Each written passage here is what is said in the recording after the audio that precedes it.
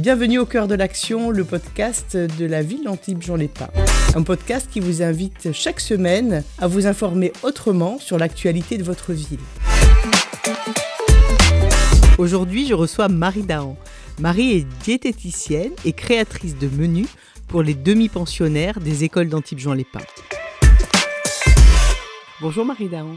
Bonjour. Ravie de vous accueillir. Je suis ravie d'être là. Marie, vous êtes diététicienne à la ville d'Antibes. Ça consiste en quoi ? Alors, mon quotidien, ça consiste à faire les menus pour les cantines et puis aussi de faire de la sensibilisation auprès des enfants, maternels et élémentaires, sur les temps scolaires et périscolaires. Dites-nous combien d'enfants mangent à la cantine ? Actuellement, il y en a 5100 qui mangent quotidiennement à la cantine. C'est quasiment tous les enfants inscrits dans les écoles. Oui, c'est 93% des enfants inscrits dans les écoles, donc c'est un énorme pourcentage. Combien de repas servis ça représente ? On a 5600 repas par jour avec tous les enfants, de la crèche à l'élémentaire, et ainsi que les enseignants, le personnel de cuisine et d'animation. Cette semaine, Marie, on vous reçoit aussi parce que vous avez une bonne nouvelle à nous annoncer. Oui, on a une très bonne nouvelle parce qu'on a été désignés comme ambassadeurs des palmarès du paysage de l'association 1+ Bio. Ça veut dire quoi pour la ville ? Qu'est-ce que ça signifie ? Alors, ça signifie qu'on nous met quand même en avant et qu'on va pouvoir sûrement aider d'autres communes parce qu'on a une démarche vertueuse. On essaye au maximum que nos produits dans les cantines soient équilibrés et surtout bio et local au maximum. Marie, la spécificité des cantines d'Antibes, c'est qu'elles n'ont pas cédé aux sirènes de la liaison froide. On continue à faire de la cuisine maison.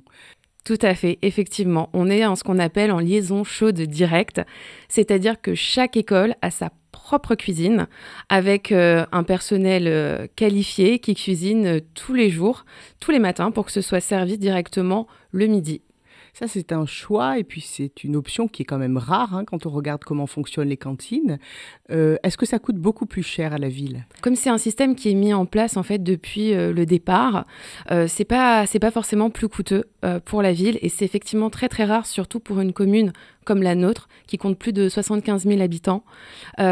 Souvent, ce sont pour des plus petites communes que ça se passe comme ça et les plus grandes, effectivement, sont plutôt en cuisine centrale et donc les liaisons froides. Quelle vertu ça a de cuisiner sur place, en fait, de faire une cuisine maison ? C'est extraordinaire parce que déjà, on a des gens qui sont passionnés, qui connaissent leurs petits convives. Nous, les cuisiniers, je veux dire, ils connaissent tous les enfants qui viennent manger. Il y a vraiment cet échange de se dire qu'on a cuisiné pour les enfants, ils cuisinent avec passion et puis surtout, ça nous permet d'avoir des produits bruts qu'on travaille directement, pas de réchauffe, donc les plats sont pas dégradés au niveau des goûts, des odeurs et en fait, quand on cuisine sur place, il y a aussi tous les enfants qui peuvent sentir ce qui se passe quand les frites arrivent, tout le monde le sait. Est-ce que pour les parents, la facture est plus salée du coup ? Pas du tout. Nous, on est resté sur Antibes entre 1 et 4 euros pour les familles, selon le quotient familial. Et le coût pour la commune est de 7,60 €.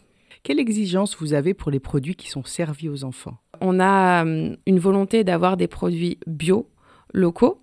Là, depuis 2025, on est à 51% de bio, ce qui est énorme, en sachant que la loi, qui est la loi Egalim, impose 20%. Donc, on est bien au-delà et on est au-delà depuis avant la loi. Donc, c'est un grand pari parce qu'on est dans une région qui n'est pas évidente au niveau agricole.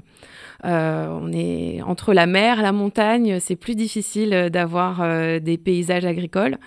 Donc, on essaye au maximum aussi d'être en circuit court et en proximité. D'ailleurs, on travaille avec une SCIC, qui est une société coopérative d'intérêt collectif. C'est un peu long et compliqué, mais qui se situe à Châteauneuf-de-Grasse et qui regroupe en fait plusieurs agriculteurs de la région et des départements limitrophes pour pouvoir nous donner des produits bio et locaux. Et alors ça, on parle des produits plutôt des légumes et des fruits. Alors, les fruits et légumes, mais également les produits laitiers, donc tout ce qui est yaourt et fromage qui viennent des alpages tout proches vers Gap. Donc, Ah oui. Et sur la viande et le poisson ? Sur la viande, on arrive à avoir aussi, on a actuellement du poulet de l'Ardèche, Donc, on est plutôt pas mal.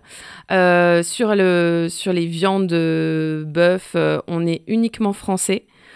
Charolais, donc on se rapproche aussi.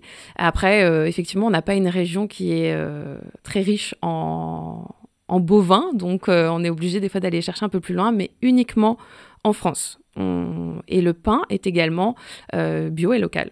Justement, je voulais qu'on fasse un petit focus sur le pain. Vous le traitez comment, le pain? Comme un ennemi ou comme un ami quand on est à table? Non, c'est pas un ennemi, au contraire, c'est un grand ami. On est en France, on a la culture du pain à table. Moi, en tant que diététicienne, j'en fais pas non plus du tout un mauvais aliment. Et là, depuis peu, on sert une fois par semaine aussi du pain semi-complet. Toujours bio et local. Donc voilà, on fait rentrer différentes farines dans l'alimentation des plus petits. Et non, c'est un grand ami. On est à 66 tonnes de pain par an. Donc c'est plutôt pas mal. Marie, est-ce que les goûts des enfants ont changé et est-ce que vous en tenez compte? Les goûts des enfants, c'est sûr que c'est pas forcément les goûts des adultes.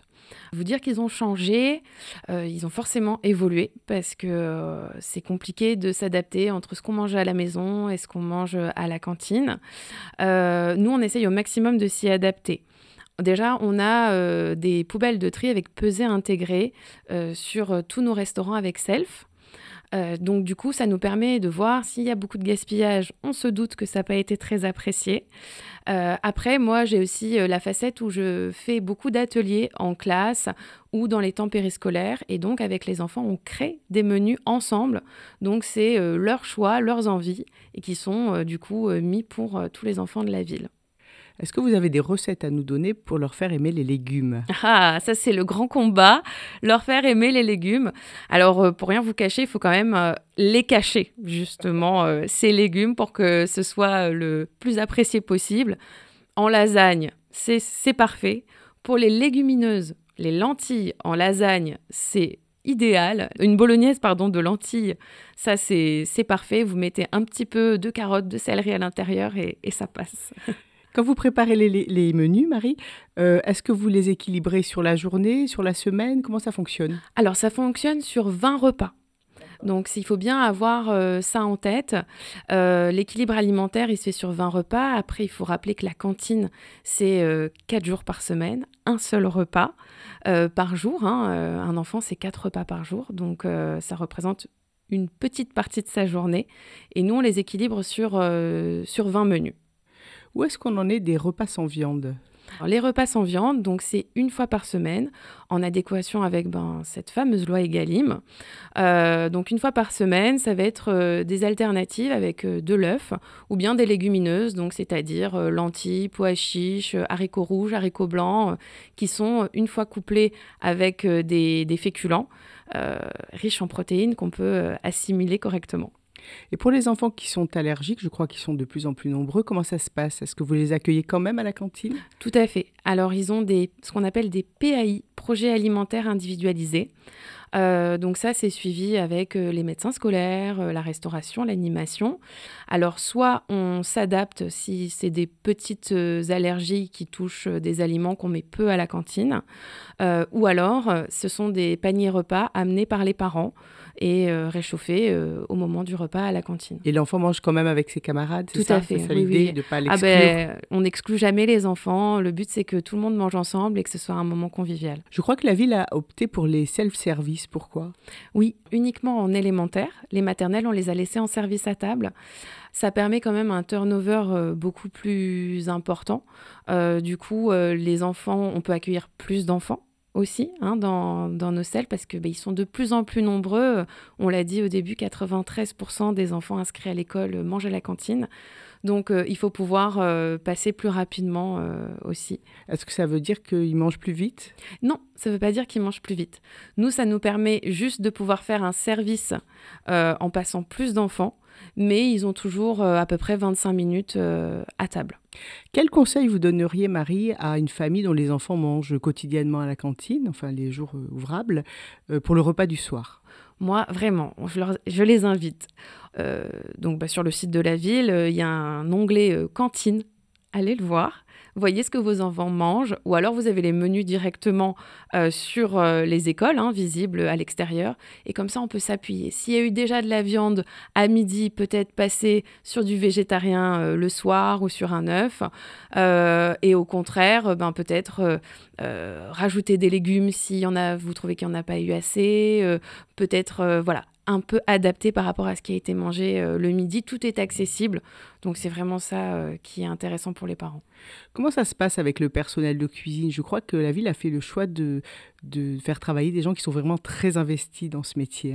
Mais c'est un plaisir pour moi, en tant que diététicienne, de travailler avec des gens qui sont hyper passionnés. Ils sont passionnés par leur travail et ils sont passionnés par le fait de travailler avec les enfants. Tous nos responsables de cuisine sont qualifiés, ce sont des personnels qui ont fait des études, qui ont travaillé avant, peut-être même dans le privé, etc., uniquement en cuisine. Et tout le personnel qui entoure, c'est pareil. Donc, c'est vraiment des gens qualifiés. Et c'est vrai que comme en plus, on travaille des produits bruts, on sent qu'ils ont vraiment la technicité pour aborder tous ces produits. Marie, combien de cantines fonctionnent sur Antibes et comment est-ce qu'elles sont équipées? Actuellement, il y a 16 restaurants scolaires, 16 cantines. Elles sont équipées vraiment comme des restaurants étoilés, je dirais presque. Ah oui. On a un matériel très professionnel, on a l'épicerie, etc. Après, il y a les zones de décontamination. Ah oui, comme un vrai restaurant. Comme un vrai restaurant. Tout est prévu comme ça. Et quand on est au milieu de la préparation chaude, alors là, on a tout ce qui est équipement. Moi, je ne connaissais pas avant d'être ici. Et c'est très impressionnant. Je pense même qu'on est peut-être mieux équipés que certains restaurants. Vous avez un retour des parents sur comment ça se passe à la cantine? Alors nous, ce n'est pas nos interlocuteurs directs, forcément, les parents. C'est plus les enfants. Mais finalement, c'est eux qui nous intéressent. Les parents, on a de petits échanges quand on va en conseil d'école, quand on les rencontre sur des petits moments, peut-être devant l'école ou autre. Mais je reconnais qu'au niveau des enfants, il y a un super retour. En général, c'est apprécié et le plus beau compliment, c'est mais c'est meilleur qu'à la maison. Ah oui, c'est terrible ça pour les mamans et les papas d'ailleurs. Concernant les problèmes de surpoids, la ville a mis en place une opération qui s'appelle Équilibre. Vous pouvez nous en parler? Ah oui. Équilibre, c'est un projet qui est vraiment transversal au niveau des différents services de la ville parce que c'est le service des sports, le service de santé scolaire et du coup, je me suis rattachée en tant que diététicienne. C'est donc un projet qui se passe sur 12 semaines tous les mercredis matins, donc sur un petit temps qui, depuis l'année dernière, se passe entre novembre et février, grosso modo. Tous les mercredis matins, on accueille une quinzaine d'enfants en situation de surpoids, obésité ou peut-être même de la sédentarité, un peu de mal à manger plus de légumes, avoir une alimentation équilibrée. C'est pas évident de faire manger des légumes, de faire tout accepter à ses enfants, de leur donner une activité physique régulière. Donc, on est là pour donner un petit coup de pouce. C'est pendant 1 heure, ils font une activité physique. 1 heure, l'heure d'après, ils sont avec soit moi, soit les psychologues. Et on fait des petites activités. Alors, avec moi, ça va être du potager, des ateliers culinaires, des choses comme ça. Avec les psychologues, c'est plus des petites mises en scène, un peu de théâtre, de l'expression orale. Et en fait, c'est complètement gratuit. Tout le monde peut s'inscrire. Et, ce sont les parents qui s'inscrivent. Ce sont les parents qui s'inscrivent et les parents doivent être aussi disponibles parce qu'on leur demandera d'être présents sur plusieurs séances parce que finalement, en fait, ce sont eux qui sont à l'initiative de tout. C'est eux qui vont faire les courses, c'est eux qui peuvent inscrire dans les associations sportives ou autres. Donc, c'est eux ceux qui doivent booster et nous, voilà, on les aide un petit peu à ça. On n'a pas du tout parlé du sucre, Marie. Comment est-ce que vous l'intégrez dans vos repas? Ou pas, d'ailleurs? Alors, on garde un petit peu de sucre parce que on peut garder l'envie de se faire plaisir. Après, c'est vrai que dans nos menus, on a très peu de pâtisserie. On en met vraiment très peu parce qu'on estime que les enfants, chez eux, ils en mangent déjà pas mal. Moi qui fais beaucoup d'activités dans les classes, je leur demande toujours le petit déjeuner et le goûter. et on est quasiment toujours sur du 100% sucré. Donc c'est pour ça aussi que je fais beaucoup d'ateliers et je suis très souvent sollicitée par les enseignants pour faire de la sensibilisation auprès des enfants sur le sucre. C'est quand même quelque chose qui touche tout le monde, hein, petit, grand. Et c'est important de savoir que de limiter sa consommation, c'est important pour rester en bonne santé. Donc nous, au niveau des cantines, on va limiter tout ce qui est pâtisserie, on en met de temps en temps. Mais, pour les grandes occasions. Pour les grandes occasions. Après, on garde quand même des yaourts, des petits desserts lactés de temps en temps. Mais on essaye, tous nos fromages blancs ou yaourts, quand ils sont servis non sucrés, surtout pour les élémentaires. Comme ça, c'est à eux de décider. Mais ils peuvent aussi ne pas en prendre. C'est rare. Mais ça limite. On est sur beaucoup de fruits, sinon. Le goûter glissé le matin par un papa ou une maman dans le cartable, c'est une bonne idée ou pas? Alors, moi, pour ma vision personnelle, si on a pris un bon petit déjeuner, mais un bon petit déjeuner, c'est quoi? C'est avoir un produit céréalier, mais pas les céréales, pas trop les céréales. Du pain, on a dit, on adore le pain, pas hésiter sur le pain. Un produit laitier et un fruit, et pourquoi pas des petites tomates cerises dès le matin, ça peut être sympa. Si on peut favoriser un bon petit déjeuner salé, du pain, du fromage et un yaourt, ou plutôt salé, donc le petit déjeuner. Plutôt salé, si c'est possible. Et un fruit ou un légume. Normalement, à 10h, on n'a pas besoin de petits goûters parce que du coup, ça coupe aussi souvent l'appétit. Si on prend le petit goûter à 10h à la récréation et qu'on mange à 11h30 à la cantine, ça laisse pas beaucoup de temps pour avoir faim, pour que tout se soit remis en place au niveau de l'estomac. Marie, tout ce travail qui est fait par la ville d'Antibes autour de l'alimentation des enfants, il a valu à la ville une certification. Oui, effectivement. Depuis 2022, on est labellisé EcoCert en cuisine niveau 2. Ça veut dire quoi, ça? Traduisez, s'il vous plaît. Voilà. Donc, c'est un label qui récompense effectivement le travail qui est fait en cuisine. Il faut un minimum de 40% de produits bio. Donc, comme je vous disais, nous, on était à 46% l'année dernière, 51% depuis le début de l'année.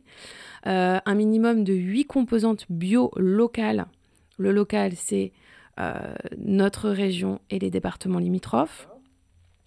2 produits bio équitables, donc ça veut dire qu'on respecte aussi toute la filière qui est mise en place, respect des saisonnalités, mais c'est pas que ça, c'est aussi faire attention au gaspillage alimentaire, c'est aussi faire attention à tous les produits d'entretien qui sont utilisés pour qu'ils ne soient pas nocifs pour la planète. C'est aussi faire attention à toute la consommation d'énergie, l'eau, l'électricité, donc il y a beaucoup de choses qui ont été mises en place aussi, et bien sûr former le personnel à tout ça. Merci beaucoup Marie. Merci à vous.